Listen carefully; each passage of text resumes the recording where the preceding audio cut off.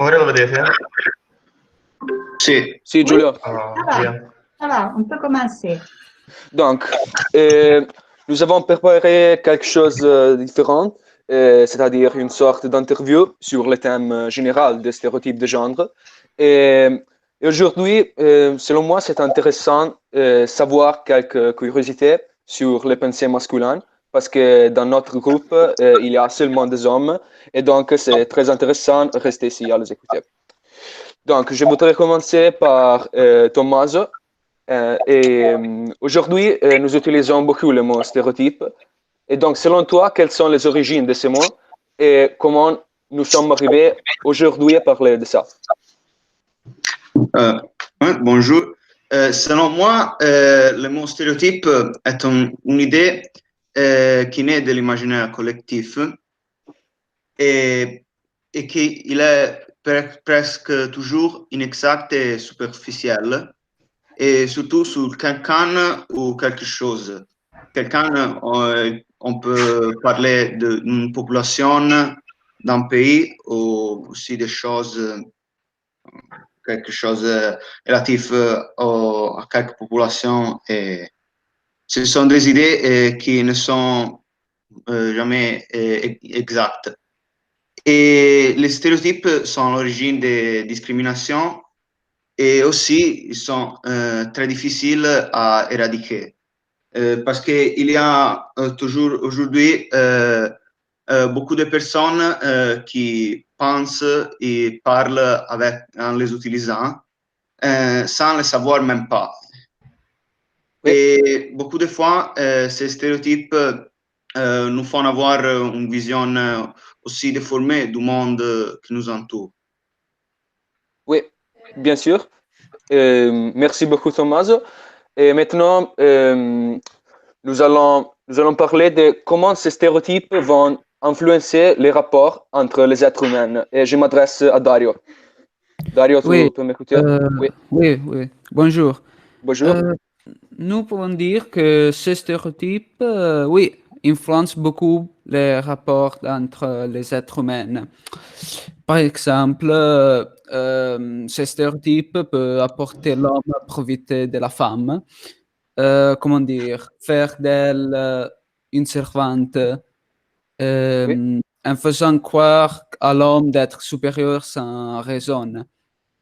Oui, En bien sûr. ce qui concerne les hommes, peut-être discriminés pour avoir pleuré ou pour faire un travail différent respect à l'école manuelle où la force prédomine. Oui. Merci, Dario. Et maintenant, j'ai une question à poser pour Giulio. Et Giulio, tu peux m'écouter? Bonjour. Oui. Et est-ce qu'aujourd'hui, la femme a tous les droits à faire tout ce qu'elle veut? Autrement, quelles sont ses limitations? Qu'est-ce que tu en penses? Donc, bonjour. Selon moi, dans la société moderne, en particulier dans les pays développés, les femmes ont finalement gagné pratiquement tous les droits disponibles au cours des derniers siècles. Ont gagné. Mais malgré cela, il y a encore peut-être deux points négatifs. Et en fait, en premier lieu, même si les femmes ont tous ces droits, des principes moraux, nous pouvons dire, de la société Oui. font qu'elles ne peuvent pas avoir le même rôle des hommes, par exemple dans le monde du travail. Et aussi, en deuxième lieu, il y a encore des pays dans le monde où en réalité les femmes n'ont aucun droit. Et cela signifie qu'il y a encore beaucoup à travailler. Oui. Et encore une question pour Giulio. Les stéréotypes de genre découlent d'une longue tradition culturelle qui a identifié le sexe féminin avec un certain nombre de caractéristiques qui ont maintenu leur valeur symbolique et malgré les processus de modernisation. Et donc, selon toi, est-ce qu'on peut parler de préjugés depuis l'Antiquité? Oui, et donc selon moi, on a toujours parlé de ce que la femme devrait être, donc vraiment depuis longtemps. En effet, on peut voir toutes les représentations artistiques des femmes comme un modèle qu'elles devraient suivre. depuis l'Antiquité, depuis toujours vraiment, on a bien sûr jugé les femmes pour leur corps et leur beauté, leur voie d'être. Oui, merci Julia. Et maintenant, une question à poser pour Leonardo. Leonardo, est-ce que tu m'écoutes? Oui, je t'écoute. Donc, Leonardo, quelles sont, selon toi, les différences entre la femme de l'Antiquité et celle d'aujourd'hui par rapport à ce que Julia dit? À mon avis, la condition de la femme dans la société pendant les siècles a subi plusieurs changements en fonction de l'évolution politique et aussi de la diversité des facteurs géographiques et historiques. Nous devrions rappeler que pendant tout le temps, la femme a été traitée moins favorablement par rapport à l'homme du point de vue juridique, économique et civil, et pour beaucoup de temps a été exclue par une série de droits et d'activités sociales. C'est très important de rappeler que dans les sociétés archaïques, la femme était reine de la famille et puissante dans la communauté parce qu'elle générait la vie, mais dans l'ancienne Grèce, son rôle a été changé radicalement. L'évolution des droits de la femme pendant les siècles était lente et difficile, mais il y a un point d'inflexion quand, après la Révolution française avec Napoléon, la sphère des droits de la femme a été ampliée avec le maintien du homme en cas de mariage et le pouvoir d'exercer activement des activités commerciales. Ensuite, avec le 900, la femme est arrivée à acquérir des droits fondamentaux comme le droit de vote ou la parité de droits entre mari et femme, établie par la Constitution en 1975. Merci Leonardo. Et maintenant, nous passons à parler un peu de la violence des genres, des rapports entre les individus, donc entre les hommes et les femmes. Et donc, selon toi, Dario, quels sont les facteurs qui portent l'homme à profiter et abuser de sa femme? Oui, l'homme se sent autorisé à profiter de la femme principalement parce qu'il est physiquement plus fort, respect à la femme, et Oui, oui, surtout parce que c'est un comportement que, comment dire, l'homme a hérité tout au long du parcours historique, à partir par les Romains jusqu'à notre jour. oui, bien sûr. Et merci Dario. Et je voudrais poser une question très intéressante à Tommaso. Et Tommaso, tu peux m'écouter? Oui. Et quelquefois, est-ce que tu t'exprimes avec des exclamations quotidiennes qui incluent des insultes aux femmes? Et selon toi, comment est-ce que nous y sommes arrivés aujourd'hui à parler comme ça? Oui, c'est possible et on peut dire qu'il y a beaucoup d'insultes concernant les femmes. Et selon moi, ces insultes sont aussi les résultats des siècles passés. Quand la femme était discriminée, il y avait la prédominance de l'homme. Et donc, Oui, la femme était vue comme quelque chose de mauvais, de mauvaise. Mais désormais, nous n'en faisons plus attention à ces choses et nous le disons sans en penser. Et oui, malgré qu'ils sont mauvais à entendre, il faudra beaucoup de temps, selon moi, pour les éradiquer, comme pour les stéréotypes. oui. Donc, merci beaucoup, Tommaso. Et maintenant, je voudrais vous lire une affirmation, parce que il y a des résultats qui, à mon avis, sont très, très intéressants, très bizarres. L'importance de l'apparence physique, donc, je la pose d'une autre façon. Les hommes aujourd'hui, pour les hommes, pour 56%, est très important l'apparence physique par rapport à la femme. Et les 27% des femmes, pour les 27% des femmes, est très important l'apparence physique. Et donc, c'est bizarre. Quels sont les changements dans leur mentalité?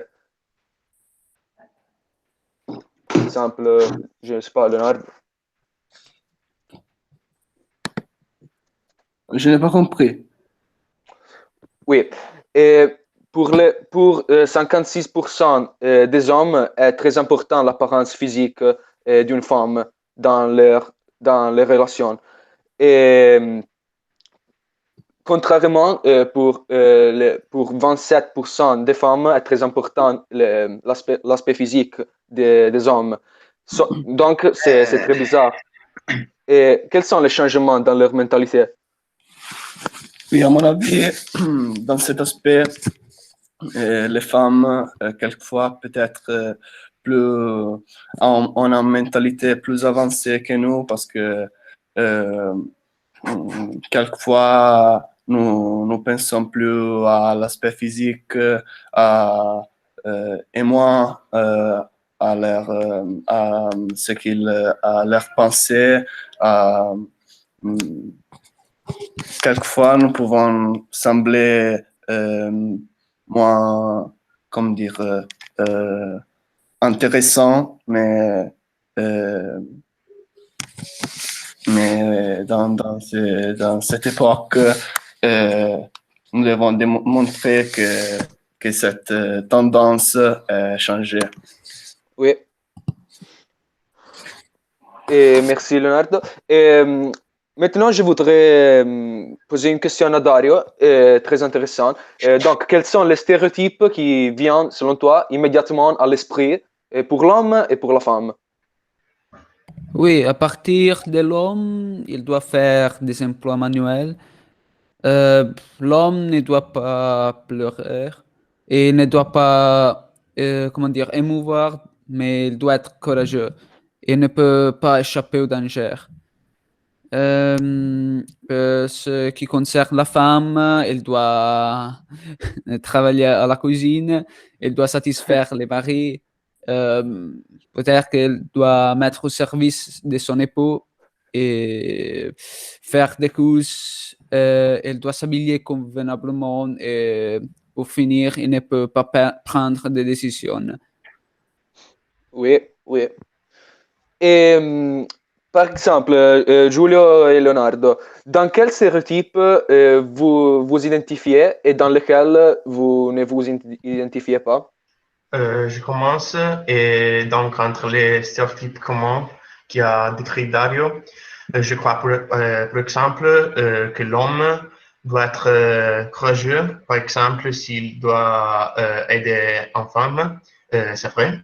Mais en même temps, je crois que pour être homme, c'est nécessaire aussi pleurer, s'émouvoir, parce que c'est quelque chose qui démontre le sentiment, donc pas quelque chose qui ressemble seulement les femmes.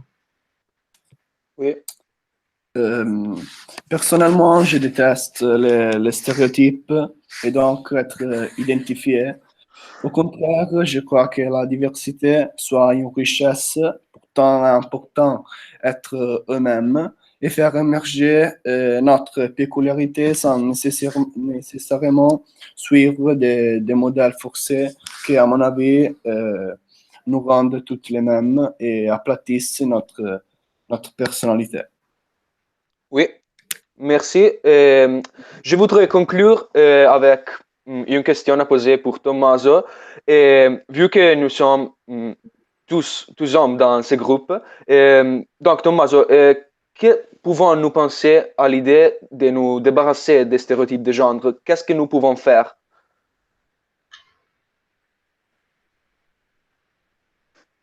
Tommy? C'ho il microfono spento, parla. Excusez-moi. Oui, tout d'abord, il faudrait démontrer le contraire, mais rien ne changera selon moi si les personnes qui croient en ces stéréotypes ne changent pas leur idée. Et c'est quelque chose qui a besoin de temps, mais je suis Oui. convaincu que c'est possible d'inverser la tendance, bien que le processus sera très long. Oui. Donc, merci à tous et c'est fini. Très bien. Ça va.